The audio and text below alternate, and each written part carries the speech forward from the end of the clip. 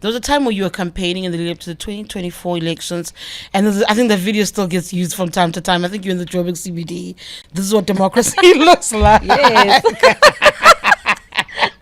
You're chanting it up and down the streets, and there was a thing about where some people were genuinely amused at how different, supposedly, the campaigning was. When you look back at how this country understands Rise Mzansi, then versus now, I don't know if there's been an evolution in your eyes.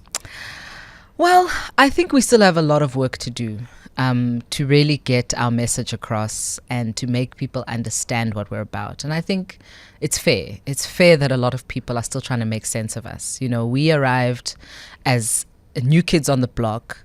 We did not have any big brand name, well-known political leaders. Not political, but definitely known and influential. Yes, but absolutely. I'm saying we didn't have a Zuma or somebody who has a large constituency who's been in politics for 100 years. Some would say your song is a CV who comes from the media and the media's buy-in. I mean, we have to talk about it. I mean, I love you. I love you guys, but you guys overrate yourselves. You are not as well known as you think you are. You are not as well known, you media people. No, we're not as well known, but we're definitely influential. But we must also recognize that. Yeah, no, sure. And look, we had a lot of business leaders as well, and people who had been in the political sphere. But I'm just saying, what matters, people follow people. If you take somebody who's a well-known, popular politician, people who are known, and you dress them in a different T-shirt, they leave with their base. We've seen even a lot of parties that have come about in the last 20 years have been breakaways, either breakaways of the ANC or big breakaways of the DA or whatever, and they've been able to leave with entire branches and structures. And so they may be starting from new, but they are starting from new with a lot of seed capital from where they come from, if you know what I mean. We didn't have that benefit. We were trying to really introduce new leaders into the space, myself included. I didn't come from a political background. Yes.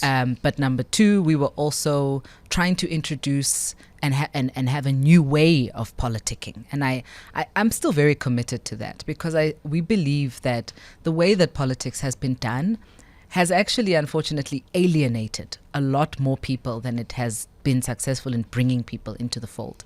You have politics on one side of society and everything else happening on the other side. And we think that those worlds need to come closer to each other, and it requires a rethinking of how we do politics. It requires perhaps electoral reform. It requires us thinking about how we organize. CD, I don't know where you live, but I don't know if you've ever been involved in a door-to-door in your neighborhood, or if people come to your house to do door-to-door and sign you up for membership of a political party. I don't have that in my neighborhood. So the question we must ask is, how does somebody who lives in my neighborhood touch and feel and experience politics outside of just being on social media? And it maybe requires us to rethink how we are doing politics. It maybe needs to be more about civic action. It needs to align and feel more like the stuff we are doing on a daily basis,